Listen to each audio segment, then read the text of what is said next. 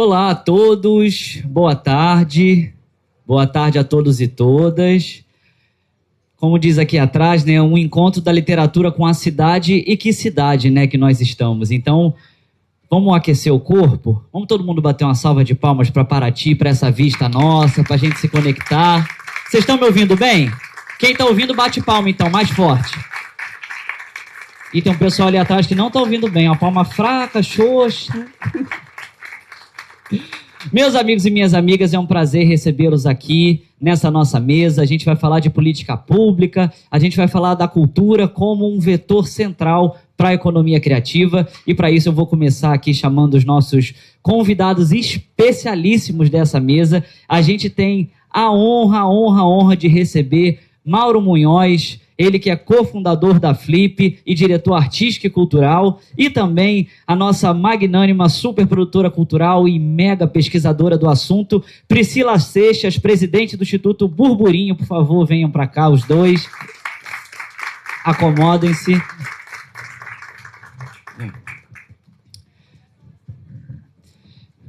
Obrigado, Mauro, pela sua presença. Priscila, que é uma autoridade no assunto, tanto na vida intelectual quanto na vida prática, né? Então, Priscila, eu queria começar com você.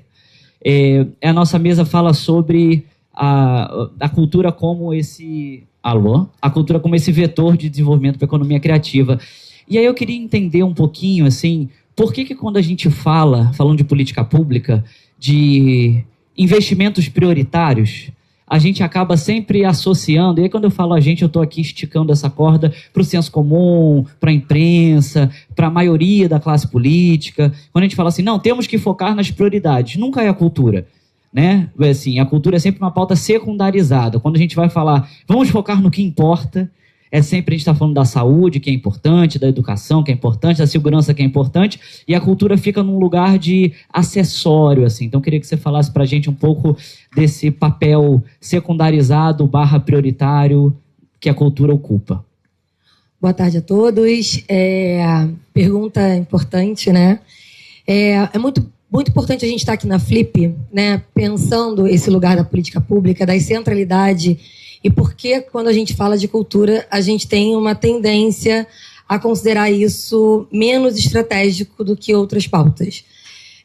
Acaba que a gente vem num processo de associar a cultura a um lugar de entretenimento, um lugar de lazer, né? E a gente deixa de entender a cultura no lugar também de educação, né? E também do que nos define enquanto papel crítico.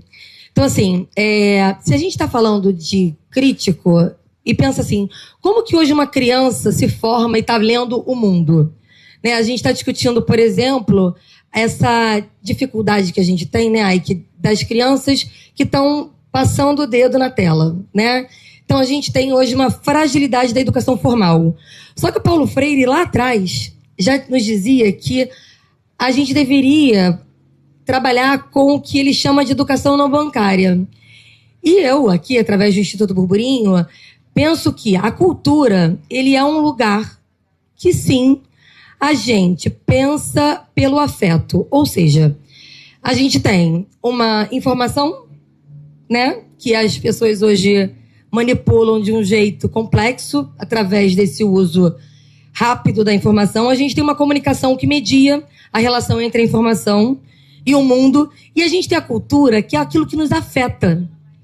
Quando a gente está vivendo uma educação que está fragilizada, dentro da educação formal da escola, o menino vai para a escola e não se identifica mais naquele ambiente, a cultura, ela acessa num lugar que, de uma forma lúdica, leva esse menino a pensar. Se leva o menino a pensar, e aí eu estou falando da juventude porque o Instituto Burburinho trabalha muito com criança e com jovem. Então, eu vou estar falando um pouco sobre isso para responder essa provocação. Por que a gente acha acessória a cultura, né? E aí, se esse menino pensa o mundo de uma forma crítica, ele é menos manipulado por essa informação e por esse mundo que está sendo rápido, né? E aí você pega aquela informação, tem aquilo como verdade. Então, a cultura se torna um lugar de construção de uma educação crítica.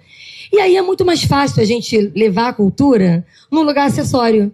Porque se eu associo a cultura a um lugar da produção cultural que eu não acesso, que não é para mim, se não é para mim, é só para uma parcela pequena, e tá na Flip, é um lugar de privilégio, tá? Estamos todos aqui num lugar de um pensamento crítico, formal, que sim, temos uma maneira diferente de olhar o mundo, mas isso não é para todo mundo, não é massificado, né? No lugar de estar pensando criticamente.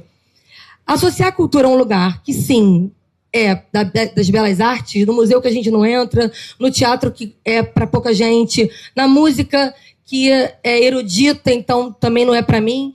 Então é fácil falar que ela é descartável, porque ela não faz com que a gente, de fato, precise dela para viver. Só que é esse lugar que faz com que a gente seja crítico para o mundo, e aí a cultura está na mostra queer, da Burburinho, está no grafite, está na periferia. Quando a gente entende que a cultura está em tudo e ela pode nos potencializar criticamente, politicamente é importante achar que ela é acessória. E, portanto, ela não é uma pauta necessária, assim como a educação. Então, para responder sua pergunta, vamos entender a cultura no lugar da educação e pensar a educação crítica. E aí, quando a gente entende que ela não é importante, é porque ela não é estratégica, porque a quem interessa educar de forma crítica para o mundo, né? E aí, eu acho que, por isso que, de certa maneira, e aí pensando o senso comum, a gente entende que a cultura não é para mim, a cultura não está onde eu estou, né? Então, não é estratégico porque ela é emancipatória e, portanto, ela está nesse lugar, é mais fácil levar para esse lugar de não fundamental. Perfeito. Eu vou só dar um passo para trás, Mauro, que eu cometi uma indelicadeza aqui, que eu apresentei todo mundo e não me apresentei. Então ninguém sabe quem sou eu, por que eu estou aqui. Então eu vou falar brevemente. Meu nome é Aike Leon, eu sou jornalista, sou doutor também em comunicação, pesquiso cultura brasileira e sou recém-doutor, né, tem 3 meses, e sou gestor cultural também, vivo com cultura, trabalho com cultura, e é por isso também que eu estou aqui mediando esse papo com esses ilustres convidados. Agora, Mauro, queria que você falasse um pouquinho para a gente também. A gente está falando de política pública de cultura e a gente está num evento, né, que acontece porque existe política pública de cultura e porque esse evento, de alguma forma, se beneficia dela. Mas mais do que isso, mais do que a relação imediata e óbvia da Flip com a política pública, está no que a Flip também proporciona para esse ecossistema de Paraty no geral, quando não acontece a Flip, né? Porque a Flip continua existindo e reverberando. A gente fica aqui esses dias, quando acaba a Flip continua existindo aqui em Paraty. Então eu queria que você falasse um pouco para a gente também, não só sobre essa relação, né, de um evento como esse acontecer e existir por conta da política pública, mas de que modo também um evento como esse se torna, né, permanente no território e num território como esse aqui. Muito bom, eu queria agradecer muito o convite do Aike. É bacaníssima a gente estar aqui nessa paisagem cultural, né?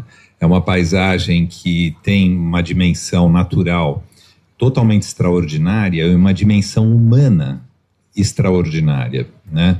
As comunidades naturais de Paraty, elas tiveram uma experiência muito singular e elas atraíram outras comunidades para cá. Elas atraíram, por exemplo, nos anos 60, o cinema novo, o teatro, as artes visuais, né? Então, Djanira morou em Paraty, né? O cinema novo todos os grandes diretores de cinema fizeram filmes aqui, nos anos 60 e 70. O Paulo Altran veio morar aqui. Maria Della Costa, Sônia Braga. É um lugar muito interessante desse amálgama, né, entre esse caiçara que ficou isolado aqui durante 150 anos, né, depois que já não se usava mais o caminho do ouro e do café, e a estrada ainda não existia. Então criou uma coisa de trazer para o século XXI uma sociabilidade, né, isso que a gente chama de ética do compadrio.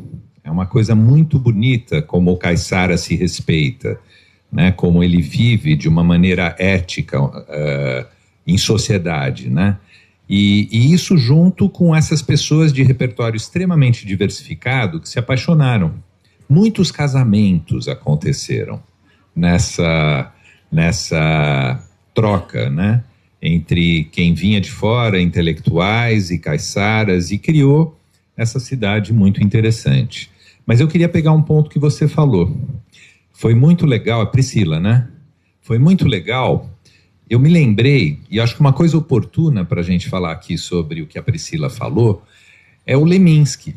O Leminski, ele justamente quebra esse dualismo entre o erudito e o popular, entre a cultura, que é para poucos, que pressupõe que você conheça, estude, tem uma bibliografia mínima, você precisa ter um nível universitário, ou se dedicar à leitura por décadas para poder entender essa linguagem, que é o erudito, e ele consegue.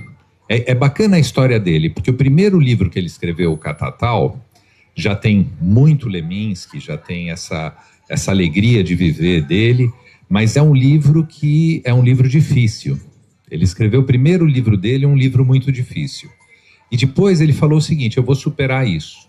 E ele começou a exercitar a poesia e criar uma poesia que qualquer um entende. E essa poesia fácil, que a poesia te encontra sem você perceber que ela é uma poesia. Às vezes ele trabalhou na publicidade, ele tinha camisetas, ele fazia grafite, ele fazia lambe-lambe, como aqueles que estão ali. E a poesia te encontra antes de você perceber que ela é uma poesia, né? Então, o Leminski, ele conseguiu superar esse dilema, né? Ele consegue acessar, encantar o público em geral, e ao mesmo tempo ele tem ali uma profundidade, um conhecimento, né?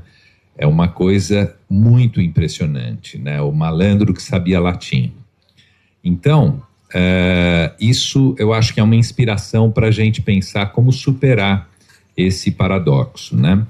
Agora, essa questão do legado que você falou, né? A Flip não é um evento, a Flip é uma manifestação cultural e ela emerge de muitos coletivos diferentes, né? Um deles é o coletivo dos escritores, né? A Priscila falou da relação da cultura como entretenimento e a cultura como um lugar de conhecer, o lugar do conhecimento, que é a parte educativa que você comentou. A cultura é esse lugar do conhecimento, e é um lugar do conhecimento contemporâneo, né? A gente tem a crise das escolas, a gente tem toda a nova tecnologia, né? A questão da inteligência artificial aí, criando um terror, né? Muita gente, eu tenho amigos perdendo o trabalho, amigos que trabalham com tradução, tem muita gente que está ameaçando essa coisa da máquina num sistema terrível, porque é controlada pelas Big Techs. Então, realmente, a gente tem um tempo aí que experiências como essa, né, desses encontros de corpos presentes, né, da gente encontrar as pessoas não virtualmente. Isso vai ser um ato de resistência fundamental daqui para frente, né? Então essa questão do legado é muito importante, né? Quando a gente fala que não é um evento, é uma manifestação, porque a gente está trabalhando com as comunidades da literatura, com as comunidades da produção cultural, com as comunidades locais, das mais variadas, permanentemente, 365 dias por ano. Porque, para que serve a cidade? A cidade, ela serve para amparar a imprevisibilidade da vida, né? Então a Flip é uma construção de uma infraestrutura extremamente planejada, extremamente projetada, cuidada nos seus mínimos detalhes, de todas as linguagens integradas, e tudo isso é para que aconteça uma conversa, um encontro, que ele é um encontro do momento presente, do improviso. Essa mesa aqui não foi ensaiada. Essa mesa ela está acontecendo agora. Cada um de nós está se provocando. Então, por exemplo, eu espero que vocês estejam querendo fazer perguntas, né? Que são perguntas que emergem do momento presente. Esse tipo de resistência deixa legado. Era isso. Nossa, que lindo isso. A cidade serve para amparar a imprevisibilidade da vida. Linda Vou ter que frase. citar o autor, que não sou eu. Então, por favor. É um arquiteto que recebeu o maior prêmio mundial, que chama Pritzker, é o Nobel da Arquitetura, e o nome dele é Paulo Mendes da Rocha. Sim. Então, tá devidamente referenciado. E pegando o gancho aqui da fala dos dois, eu acho que foram falas muito complementares, né? Num lugar mais do pessoal e num lugar mais do coletivo, né? No lugar... a Priscila falou do Paulo Freire, né? E o Paulo Freire fala que a leitura do mundo antecede a leitura da palavra mundo, né? Então a gente tem a nossa experiência empírica com o mundo para depois a gente categorizar isso através de um código. Primeiro eu sento e depois eu entendo que isso é uma cadeira, né? Primeiro eu como e depois eu entendo que aquilo é um carboidrato e etc. Então a leitura do mundo ela antecede e a cultura ela é um pouco o que fornece esse repertório de código, né? E aí Paulo Freire, de novo, fala que não existe formação sem base ideológica, né? Então, você precisa saber se a sua formação é includente ou excludente. E, nesse ponto, a gente tem um movimento falando sobre inclusões e exclusões. Sobretudo nos últimos anos, a gente acompanhou, e falando de política pública, a gente acompanhou um movimento muito forte de desmoralização, vou chamar assim, né? Do instrumento de política pública mais robusto, né, que é a Lei Rouanet, que oportuniza tantas iniciativas, não só a Flip, né, mas outras pelo Brasil inteiro, em diversas linguagens que fazem uso desse instrumento. E ocorreu e ocorre até hoje, né? Até hoje a gente vê projetos de lei para acabar com a Rouanet, para reduzir a Rouanet, para restringir o acesso à Rouanet. Então há uma campanha não só de desinformação, mas de desmoralização desse instrumento, né? Então, a Priscila, ela concentrou os últimos anos dela de estudo especificamente nisso, né? Então, eu queria que você falasse um pouquinho para a gente sobre esse arco temporal, assim, e os impactos disso, né? Assim, quem se beneficia dessa fragilidade, um pouco desse universo? Em 2019, eu fui fazer o doutorado. Eu sou formada em produção cultural pela UF e fiz o mestrado jovem, bem cedo, e fui fazer o doutorado quase 10 anos depois. Nesse período fui mãe 3 vezes. E aí eu fui formada em produção cultural e as pessoas me perguntavam assim: você trabalha como produtora cultural? Você faz evento, você faz festa? Em determinado momento, com o volume de informações que proliferaram sobre a Lei Rouanet, virou uma brincadeira minha, assim, na mesa de bar. Não, eu trabalho com aquela lei, sabe? A Lei Rouanet. Só que essa brincadeira era uma brincadeira que feria a nossa existência. Por quê? Porque existe uma contradição na Lei Rouanet que é, de fato, o fato dela ser uma política pública de fato excludente. Ela é uma política pública pautada numa lógica neoliberal de Estado mínimo. E a gente que trabalha com a cultura, a gente tem um entendimento da descentralização, da política pública no seu sentido mais amplo, da política cultural que é descontinuada. Só que na hora que a gente bate na Lei Rouanet, conhecendo ela como trabalhador da cultura, a gente entende que, apesar dela, sim, ter essa lógica pautada numa lógica neoliberal, ela é fundamental para uma economia criativa.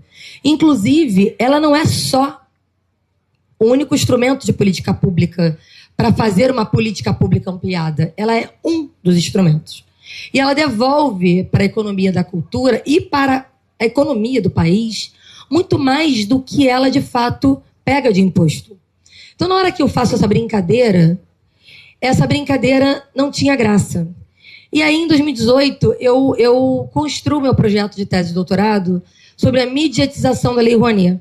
E eu vou discutir, nos 4 anos que seguiram, do governo anterior, por que a Lei Rouanet virou palanque político de silenciamento da cultura do país?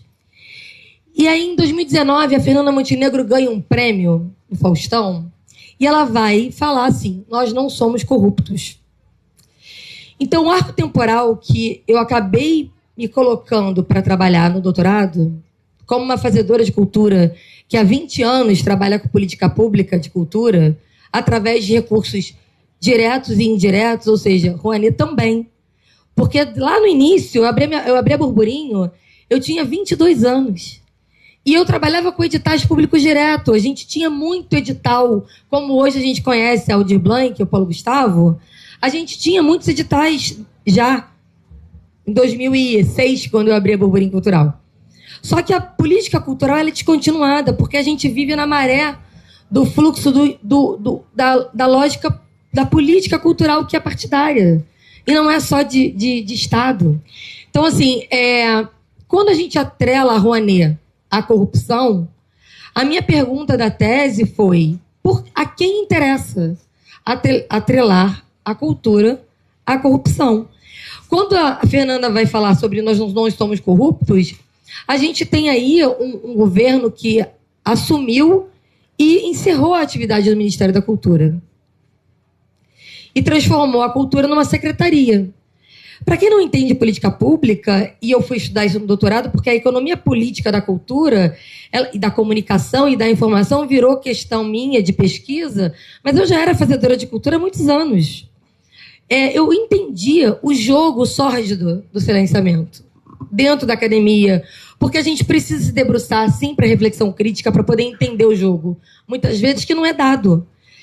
E aí, quando a gente atrela a cultura à corrupção, a gente fragiliza todo um campo e, de novo, transforma isso em algo acessório, que não é. E aí, em 2025, esse ano, a gente tem aí a nossa Fernanda Torres ganhando o Globo de Ouro e a gente ganhou um Oscar. Olha que interessante, ou seja, em 2019 a Fernanda Montenegro estava falando nós não somos corruptos, e em 25 a gente ganhou um Oscar. Logo depois de um silenciamento de 4 anos. Então, assim, eu acabei construindo, pegando o trabalho da pesquisa de doutorado e transformando num livro, e digo para vocês, assim, e aí falo para o Mauro, falo para o Ike, a gente precisa falar sobre a política cultural, porque ela é tão potente, a cultura, né? Olha que evento potente. A Flip é um evento que mobiliza sentimentos e sensações. A gente espera esse evento acontecer. A gente espera o que vai vir, né, de pauta que vai ganhar foco através do palanque que a Flip estabelece. É um lugar incrível, potente, forte. Mas a gente é tão frágil em termos de política cultural, porque na hora que nos associam a uma corrupção, e isso gira um dado como senso comum, a gente percebe como nós somos frágeis. E a gente é frágil porque, às vezes, a gente precisa mediatizar mais aquilo que a gente faz de bom, sabe? Eu acho que é isso que eu venho pensando muito. Eu fui pensar na tese e eu continuo pensando, e eu acho que eu não vou parar de pensar nunca, porque eu não trabalho com política cultural diretamente. O Instituto tem projetos, de várias frentes, de grafite, de queer, de letramento digital e tecnológico com game. Mas eu não consigo, enquanto pesquisadora, enquanto pensadora crítica, não falar de política cultural. Então, o que eu penso, eu gostaria muito de ouvir o Mauro sobre isso, porque eu sei o quanto que a Flip sofreu no período do governo anterior, porque ela quase não aconteceu, porque na hora que a política cultural do incentivo ela foi atrelada à corrupção, quem investe na cultura falou, mas eu não quero estar atrelada à corrupção. E aí? O que acontece com os recursos dos projetos que acontecem e mobilizam tantas economias e tantas pessoas e tantas tendências? E o nosso lugar no mundo. O cinema praticamente parou. Então, eu proponho, assim, inclusive, que a gente nunca deixe de falar sobre isso, porque a gente não faz... A Flip no Fazer não está falando de política cultural, mas ela faz. Ela está nesse lugar. Eu não estou falando de política cultural o tempo todo enquanto instituto, mas a gente faz. Eu só fui entender que eu era gestora pública de cultura no meio do doutorado, porque eu nunca fui secretária de cultura, nunca trabalhei dentro da economia, né, do sistema da gestão. Porém, como opero recursos públicos há 20 anos e estou aqui, produzindo legados com projetos, eu fui entender, nossa, eu sou gestora de cultura porque eu opero recursos públicos há 20 anos e vi essa cultura acontecer como política cultural e hoje virou uma pauta minha, e não tem como a Flip também não fazer, entender a nossa fragilidade, que é porque nós somos potentes. A gente é atacado porque a gente é potente. Porque a gente bate numa ferida. Porque a gente precisa ser silenciado. Porque na hora que a gente ganha voz e a gente mediatiza a nossa voz, a gente incomoda.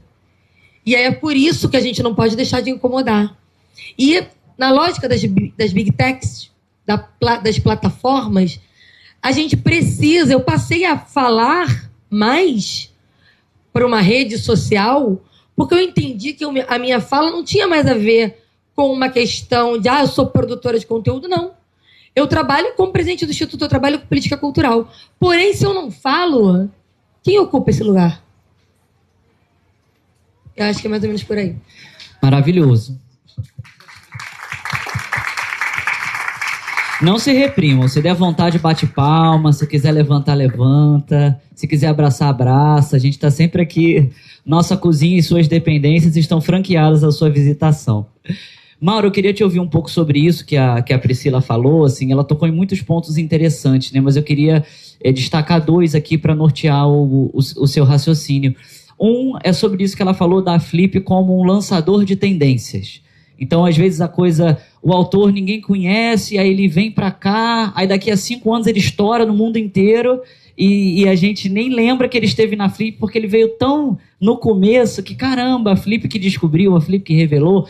Então, não só esse tipo de revelação, mas também uma revelação de ideia, de assunto, né? E a outra coisa é sobre essa provocação que a Priscila tocou nesse ponto de precisamos falar mais e melhor sobre o que fazemos de bom, precisamos qualificar, né, o que a gente faz enquanto discurso. E eu queria ouvir de você também se temos um problema essencialmente de comunicação, porque se a gente não tem dúvida do que a gente faz, se a gente não tem dúvida do valor e da importância que a gente faz, por que a gente não consegue falar com todo mundo uma coisa que todo mundo acha bom? Então, se o nosso problema é essencialmente de comunicação. Olha, 2 ou 3 perguntas excelentes que você fez aí, e é interessante como elas se interrelacionam, né? Então, por exemplo, a gente passou um momento dificílimo quando o Ministério da Cultura foi desmontado, a Lei Rouanet foi demonizada e a gente não tinha Lei Rouanet. Muito engraçado, né? A gente tem vivido...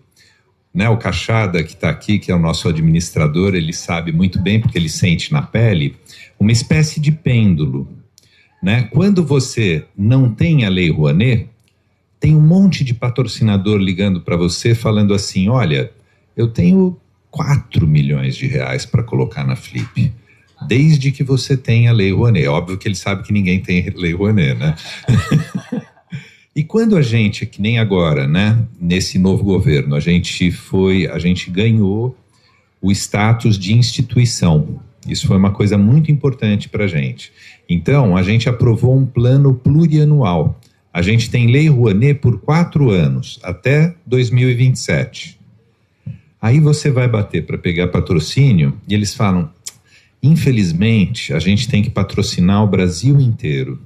E a gente não tem dinheiro para a Flip. A Flip já é rica, né? Como se a Flip não tem dinheiro nenhum, né? A gente tem a nossa capacidade de produzir linguagens integradas, né? Na programação, no design gráfico, na arquitetura cênica, na intervenção urbana. Essa é a nossa força, é a única moeda que a gente tem. A gente não tem dinheiro. E todo ano é como se fosse o primeiro ano. A gente faz a primeira Flip há 23 anos. Então é uma coisa muito, muito difícil e muito suada mesmo. Mas por que eu falei que essas perguntas elas são interrelacionadas? quando estava no pior momento, né, de que a gente não tinha Lei Rouanet, e que era uma política, né, deixar a Flip à margem, que a Flip não acontecesse naqueles anos. Era uma intenção clara. Teve uma coisa que segurou para a Flip acontecer, que é essa plateia aqui. O desejo nosso, que eu também sou plateia, o desejo nosso de que a Flip continue. Foi isso que fez com que a gente pudesse enfrentar aquela adversidade daqueles anos, né? Então, não existe um bom escritor. Existem pessoas que começam a ler com mais qualidade. E elas começam a ler com mais qualidade, então o que ela escreve começa a ter relevância e as outras pessoas são transformadas pela experiência de ler aquilo que aquela pessoa escreve, e isso é uma reação em cadeia. E é por isso que manifestações culturais, de novo lembrando, a Flip não é um evento. A Flip é uma manifestação cultural de múltiplos coletivos integrados, né? Quando acontece essa mágica em que você consegue dar a primeira volta e criar situações que nem essa, de que tem uma equipe incrível, as pessoas que trabalham na Flip, são mais de 400 durante esses dias de Flip, elas fazem com um prazer incrível. Outro dia eu estava andando lá, me veio um cara que era um carregador, fortão, assim, de um lado, do outro lado um técnico de som, e não lembro se era isso, hein? Se eles estiverem aqui, vocês me corrigem, tá? Eu acho que o outro não era carregador, não. E eles falaram assim: Mauro, podemos fazer uma coisa que a gente quer? E eles me deram um beijo de cada lado, no meio da rua lá, no meio da praça. E assim, a alegria com que cada montador, cada autor, cada pessoa, ela faz com alegria essa manifestação que é a Flip. Então, o que sustenta a Flip é o desejo de vocês de que ela continue existindo e o desejo dessa equipe maravilhosa de ter a oportunidade de vir fazer de novo, né? E principalmente os paratienses, que são os verdadeiros anfitriões da festa. Então, por exemplo, a cenografia da Flip, que todo mundo acha lindo, ela é pintada à mão por um paratiense, que foi formado por um pintor cenográfico, um casal, ele já faleceu, que vieram nos primeiros anos, e a gente, desde o começo, vamos fazer oficinas para formar, e aqui tem um talento incrível, né? Essa cidade tem uma experiência em todas as linguagens, em todas as artes, absolutamente extraordinária, né? Então, essa combinação de coisas, ela faz uma diferença profunda e permite que a gente atravesse as situações mais desfavoráveis, né? E todas essas perguntas estão integradas, né? Não sei se eu deixei algum aspecto de fora. Não, só a questão da comunicação, se você acha que o nosso gargalo é a comunicação, assim, o nosso gargalo enquanto cultura para o mundo lá fora, né? Vou chamar assim. Porque aqui, de alguma forma, a gente está falando... Quando eu falo aqui, eu digo não só numa manifestação cultural como a Flip, mas quando a gente fala com pessoas que... Vou chamar assim, quando a gente fala com convertidos, quando a gente prega para convertidos, ou seja, fala com pessoas que acreditam no que a gente está falando, que acreditam no que a gente está fazendo, mas a nossa dificuldade de se comunicar para fora da nossa bolha, sabe? Se é um problema de comunicação ou se é em outra instância. Eu sinto o maior carinho por pessoas que se dedicam à comunicação, porque no fundo, qualquer coisa que tenha algum problema... Você pode simplesmente falar, é um problema de comunicação, porque tudo é um problema de comunicação. Então, de fato, essas questões, a comunicação é fundamental, né? A gente tem algumas missões, né? Uma das missões é iluminar raízes culturais e fortalecer a continuidade dessas raízes no território através de inovação. É esse paradoxo de enraizamento e inovação. E o modus operandi que é importante para a gente é um círculo que ele se retroalimenta de pesquisar, documentar, interpretar e comunicar. E a comunicação é uma documentação, ela é uma pesquisa. né? Então, a própria pesquisa, ela é também uma forma de comunicar, porque você, para pesquisar, você tem que se comunicar com as pessoas, com os livros que foram escritos por outras pessoas. Então, é um processo complexo que envolve essa cadeia, né? Perfeito. O Mauro falou sobre essa questão também da potência, né, da Flip enquanto uma ocupação territorial do ponto de vista também visual, né? Não só de ideia, mas o modo que a Flip ocupa a cidade, né, com suas cores, com seus desenhos, né, o modo que a gente ocupa aqui essa paisagem, né, com presença física mesmo. Eu estou muito envolvido com a obra de um poeta chamado Manuel de Barros, um poeta do Pantanal, e escrevi um espetáculo sobre ele que estreia em setembro, aproveitando fazendo merchan. Sigam @o maior quintal do mundo, teatro, estreia lá no Rio de Janeiro em setembro. Mas merchans à parte, eu lembrei de um poema do Manuel de Barros, que ele fala: o rio que fazia uma volta por trás da minha casa era a imagem de uma cobra de vidro mole que fazia uma volta atrás de casa.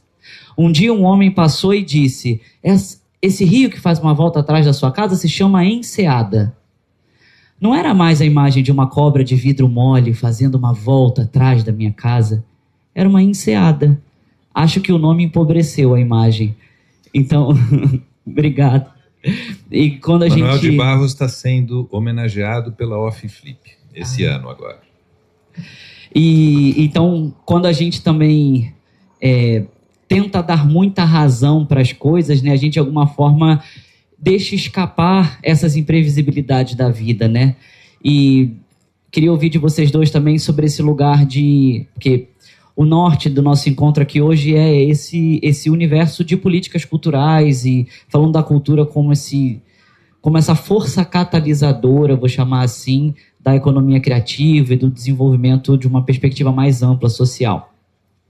E a Priscila falou sobre essa questão da fragilidade, de não ter lugar conquistado, porque é isso. A Flip, com 20 anos de existência, mesmo diante de 20 anos de existência, de todo mundo conhecer, de pautar a criação de trocentos outros, eu não sei se é nem calculável a quantidade de inspiração que a Flip, porque depois da Flip tem tantas Fli alguma coisa, né, assim, Fli Petrópolis, Fli não sei o quê, Fli, e então é incalculável, assim, a força de referência que a Flip exerce, e ainda assim quase não aconteceu por conta de forças externas, enfim, de desmandos e mandos. Ou seja, o nosso lugar, e aí, né, muita gente fala disso, de que não tem direito conquistado em nenhum aspecto da vida. Tanto o direito das mulheres, a gente vai e de repente retrocede, né? O direito de minorias, de grupos minorizados, a gente avança e depois retrocede de novo. Então não tem direito conquistado, assim. A gente está sempre, mesmo que a gente ache que isso aí ninguém vai mexer, e a gente vai lá e vê que mexe, e vê que retrocede, vê que anda para trás. Então, como é que vocês enxergam, assim, que é o modo de... A gente precisa estar em constante luta, mesmo que a gente não esteja em guerra, eu acho. Sabe? E eu acredito que abrir espaços como esse aqui, num processo tão amplo, tão democrático como a Flip, assim, de todo mundo pode chegar, todo mundo pode vir, todo mundo pode ver, todo mundo pode opinar, e abrir essa pauta, nesse momento a gente está numa posição que tem um governo que apoia a cultura, né? Tem um governo, mas amanhã é sempre imprevisível, amanhã vai ser outro dia, e pode ser um outro dia para 5 passos para frente ou 12 passos para trás.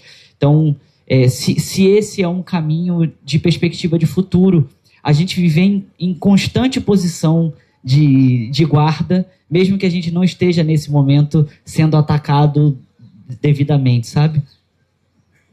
Então, hoje de manhã eu acordei muito pelo vulto dessa situação que aconteceu nos últimos dias, sobre essa mulher que sofreu um ataque do namorado, e isso está sendo falado, e quando a gente fala da cultura, e aí a gente olha guerra, luta, espaço, o que faz a gente acontecer, eu não acredito em meritocracia, né? E mas a gente faz uma jornada.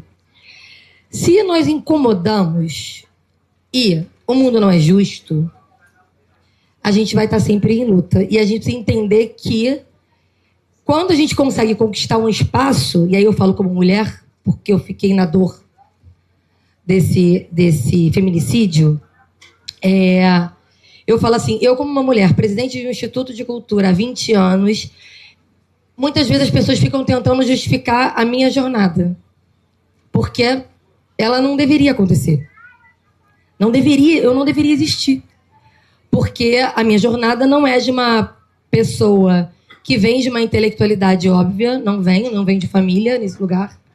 Não vem de um lugar de uma herança. Eu brinco com meus filhos, não nasci nem rica nem herdeira. Eles estão aí, talvez cheguem aqui em algum momento. Então, quando a gente fala da luta, Ike, eu falo o seguinte, por que a Flip não parou? Porque ela conquistou a rede, por isso que ela é uma manifestação.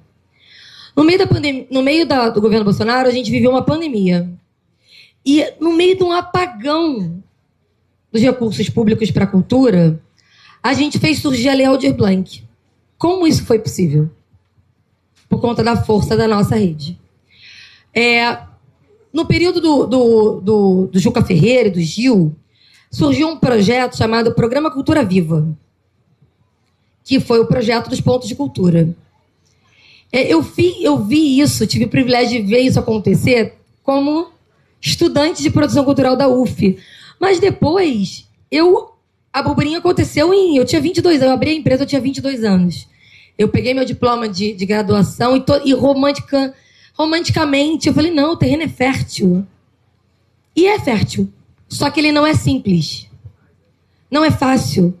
Ele está pautado numa luta e numa compreensão cirúrgica de como que a gente sobrevive.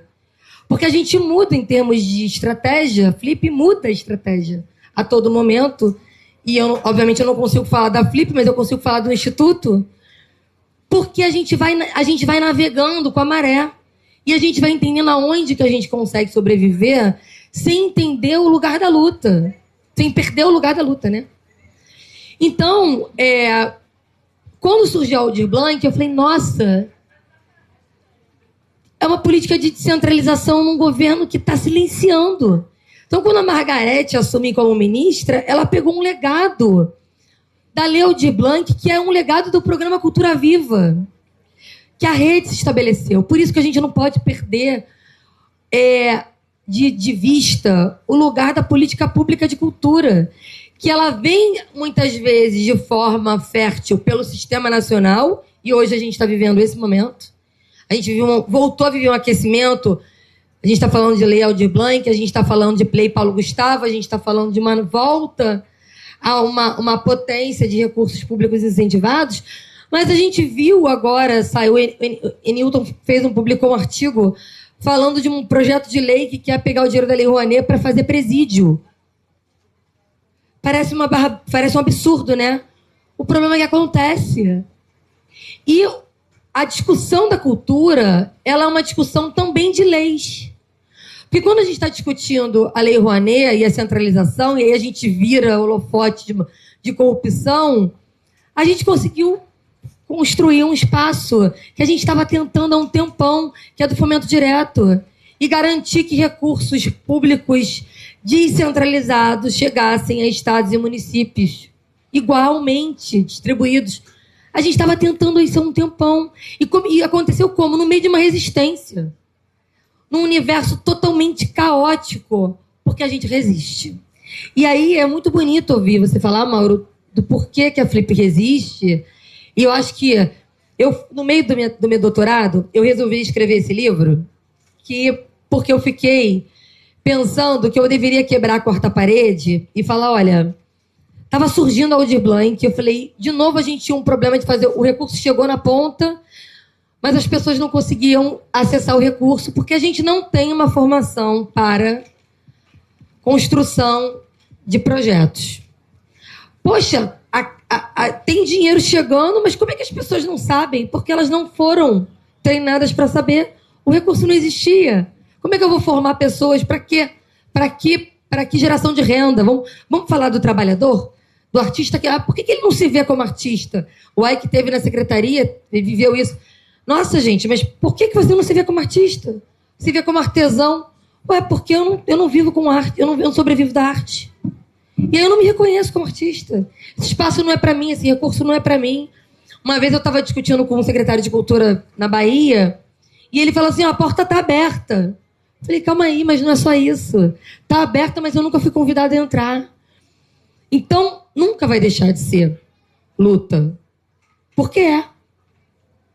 E a gente não precisa lutar só falando da violência, só falando que não querem a gente. A gente luta, às vezes, esteticamente.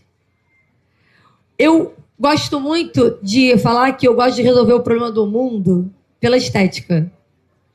E isso não é romântico. Pelo contrário, ele é estratégico.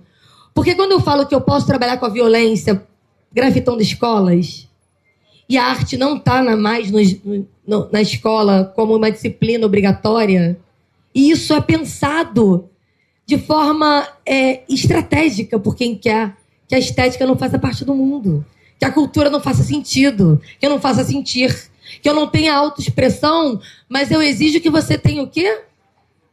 Eu tenho que ter competências socioemocionais. Inteligência emocional. Como? Eu não posso me expressar nunca. Esse lugar não é dado para mim na escola, mas eu tenho que ter. O mundo é violento, mas eu não posso ter violência para falar sobre ele. Então, sim, estar aqui e falar dos painéis e falar de como que Paraty tem esse lugar de potência estética é para dizer que a gente tem que lutar, sim. E não é lutar romanticamente. Às vezes eu falo assim, quando eu falo lá no meu Instagram para um público que não é da cultura, as pessoas pensam, é romântica, né? Utópica. Não é utópico. Eu trabalho todos os dias, eu trabalho para isso. É meu trabalho. Eu ganho dinheiro fazendo isso, porque é o meu trabalho. E ele tem que ser remunerado porque é o meu trabalho. E se alguém não fizer, a gente não vai lutar. Agora não quer dizer que a gente não lute. Por isso que eu digo, a gente faz um trabalho, ao mesmo tempo a gente luta, e a gente precisa explicar para as pessoas, e aí eu estou falando para as pessoas, dentro de uma lógica de senso comum, para aquele que quer botar o dinheiro da cultura para fazer presídio. E a gente precisa lutar para que as big techs, que as plataformas, para a desinformação, não cooptar nossos discursos e transformar a gente em pessoas que estão querendo tirar o dinheiro da saúde. Então, ao mesmo tempo, a gente precisa explicar às pessoas que vacina é necessário. E como é que a gente faz isso? Em lógicas terraplanistas, muitas vezes. E sim, através de letramentos. E letramentos que vêm de diferentes formas. Às vezes a gente precisa letrar pelo game. Porque acesso o menino que joga. E por que eu não posso fazer um jogo para ele entender e usar a cultura e a arte para falar sobre isso? Seria mais acessível muitas vezes, mas a gente não pode. Você sabia que jogo não entra na escola, não pode ser material didático? Porque não está nas diretrizes. Eu não posso comprar jogo. Mas o jogo está na vida do menino. Mas eu não posso fazer um jogo para ensinar algo dentro de uma lógica tecnológica. Ou seja, a gente tem que quebrar, sim, os paradigmas. E eu, romanticamente, acredito que a gente milita no campo da estética. E na estética, no lugar de acessar e transformar essa cidade, que já é linda, esse painel estético que é potente. Maravilha. Pode aplaudir, gente, tá? De novo agora.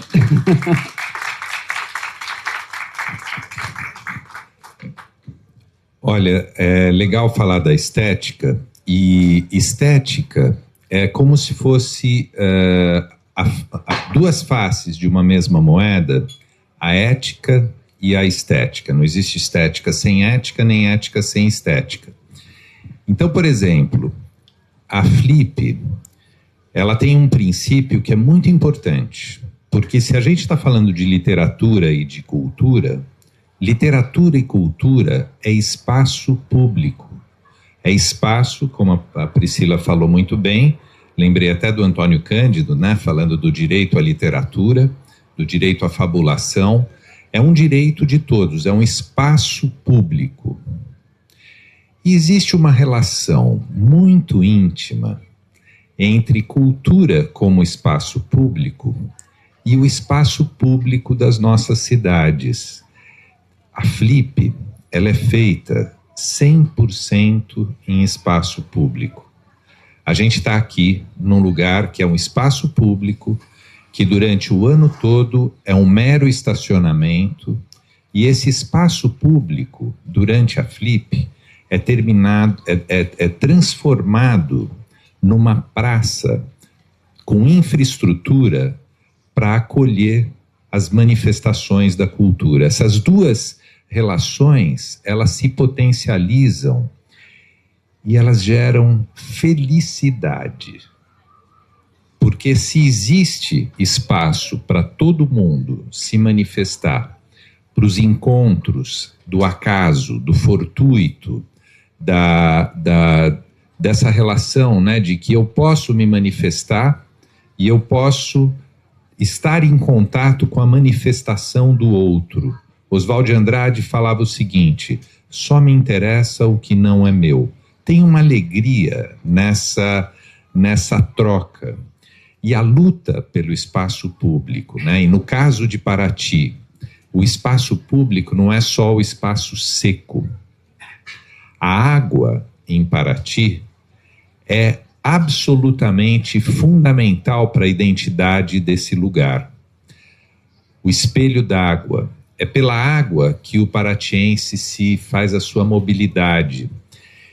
E existe uma relação entre o espaço público seco e o espaço público da água. Todos os espaços da Flip são espaços públicos de borda d'água, aonde acontecem os conflitos, aonde acontecem as lutas dos humanos e dos não humanos, dos minerais, a dinâmica sedimentar, os peixes, as algas que estão sendo maltratadas por a gente não ter uma coisa básica, que chama saneamento básico. Paraty não tem saneamento básico. A gente está maltratando a água, né? E a Flip ela nasceu da defesa dos seus espaços públicos que estão em contato com a água. Então existe uma relação entre essas coisas. E quando você alimenta um pouco isso, emergem coisas que gera essa felicidade coletiva, e é essa felicidade coletiva que faz com que a próxima Flip aconteça. Que fala linda. E tem uma coisa muito especial aqui com a Flip, eu não sei se todo mundo tem esse entendimento, então vou pedir a liberdade aqui. Mauro, se eu tiver equivocado, você me corrige, mas eu acho que eu aprendi isso numa conversa, não sei se foi com Cachada, não sei se foi com você. A Flip, existe uma diferença central entre a Flip e outros acontecimentos literários, como a Bienal do Livro, por exemplo. Vou pegar um outro grande evento do estado do Rio de Janeiro.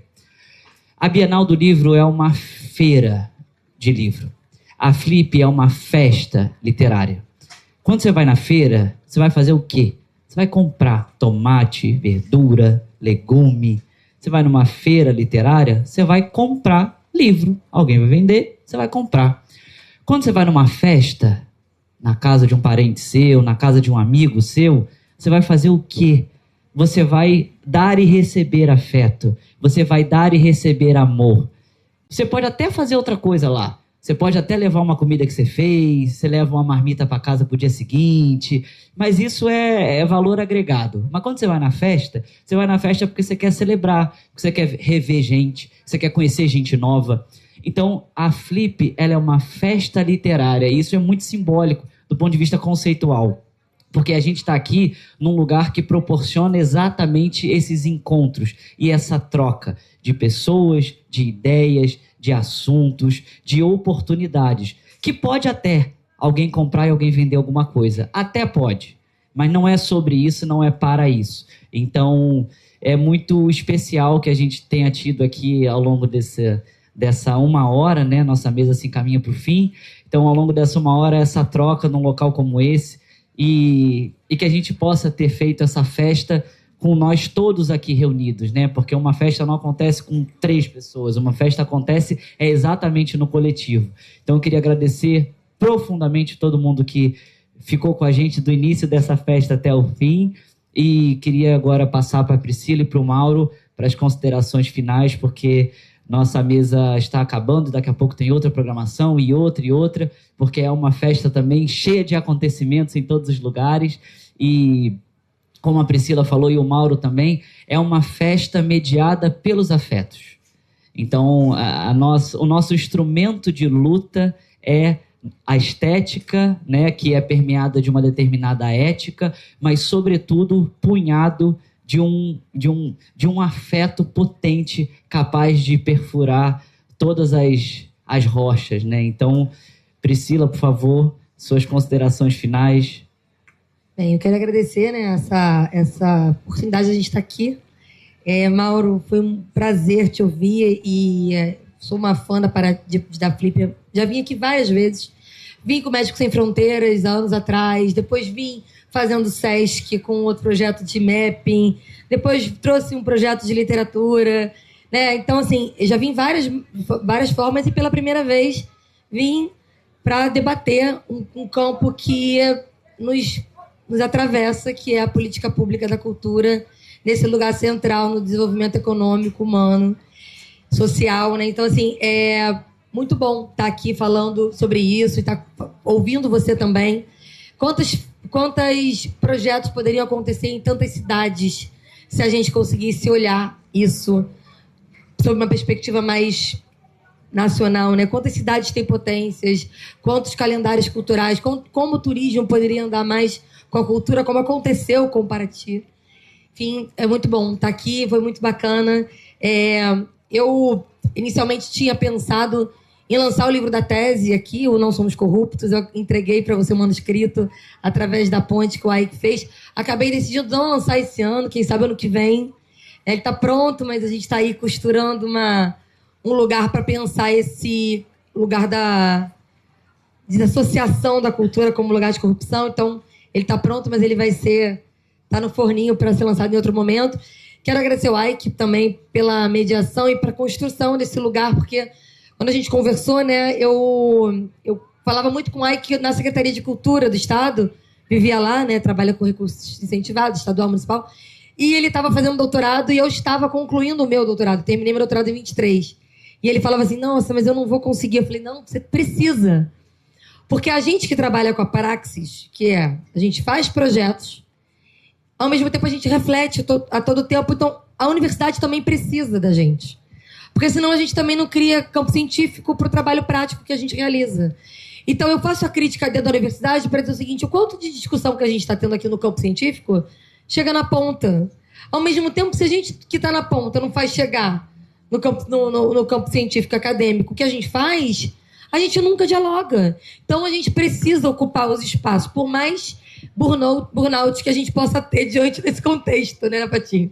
Ele fala assim, menina, você vai ter um burnout. Eu falei, não vou ter. Porque a gente é feliz também no que a gente faz. E aí o lugar do afeto. A gente só se mobiliza pelo que nos afeta.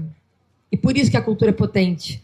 Sabe? Quando a gente tem uma informação, ela fala com a gente se ela nos afetar. A gente precisa de afeto para a gente poder se mobilizar para o mundo. A gente não mobiliza porque precisa. Não, porque a gente precisa falar de cultura porque a gente precisa. Não, a gente precisa se a gente se afetar. Senão a gente não faz. E diante da... eu gosto muito de falar sobre a suspensão do cotidiano. Eu fiz um doutorado em mídia e cotidiano. Então, no mundo do cotidiano, ele foi feito para a gente ficar alienado. Porque a gente precisa pagar boleto, porque a gente é feito para não pensar. A gente só consegue pensar criticamente quando a gente faz a suspensão do cotidiano. Só que a gente não consegue fazer isso, porque a vida do cotidiano, ela não é para a gente suspender. É para a gente fazer a mesma coisa todo dia. Porque a gente precisa pagar boleto, porque a gente precisa ir para o trabalho, porque a mobilidade urbana é péssima, então a gente fica horas no trânsito, aí você critica. Por que as pessoas não estão pensando? Elas não estão pensando porque elas não conseguem pensar. Porque não foi feito para pensar. Foi feito para fazer produção automática, né? Automação da vida. Aí tem o GPT que ajuda a gente a automatizar a vida. Bom, eu quero finalizar dizendo que a gente possa ter a suspensão do cotidiano, mas nunca deixando de ser generoso com o mundo como um todo.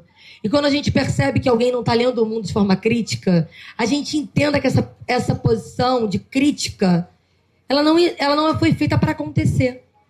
Então, que a gente possa, de forma generosa, e não, de alguma maneira, chamando as pessoas de é possível que você não esteja vendo, ou entendendo a ignorância como um lugar comum, ter esse lugar como uma crítica que se estabelece num distanciamento. A gente polarizou o mundo porque polarizar o mundo é útil para quem quer que a gente não seja crítico. Então, que todos os dias da nossa vida a gente possa estabelecer lugares de troca de verdade, com quer que seja, com a pessoa que está falando uma bobagem muitas vezes, porém, por que essa pessoa está falando isso? Tenta desconstruir a fala, sai do pedestal. Eu, como mãe de 3 filhos, falo assim, a escola precisa sair do pedestal.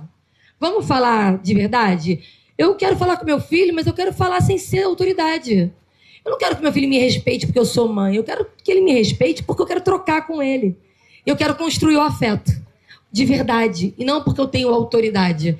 Então, eu gostaria de finalizar essa mesa provocando que vocês pratiquem o afeto de verdade, sem quererem ser donos da verdade, mas sim querendo ouvir e trocar na potência dos afetos. É isso. Obrigada.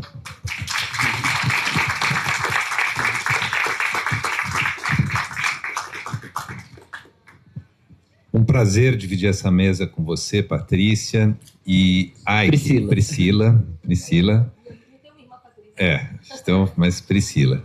E Aike, sensacional. Você não sabe o prazer que dá você resumir e falar as coisas com essa propriedade de um flipeiro de carteirinha.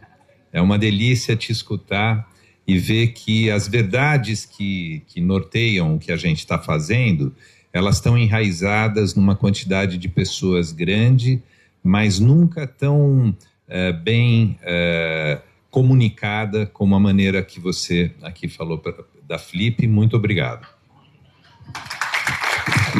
Obrigado a todos, foi um prazer e a festa continua. A gente se encontra aí por esses corredores, por essas ruas. Um abraço, tchau, tchau.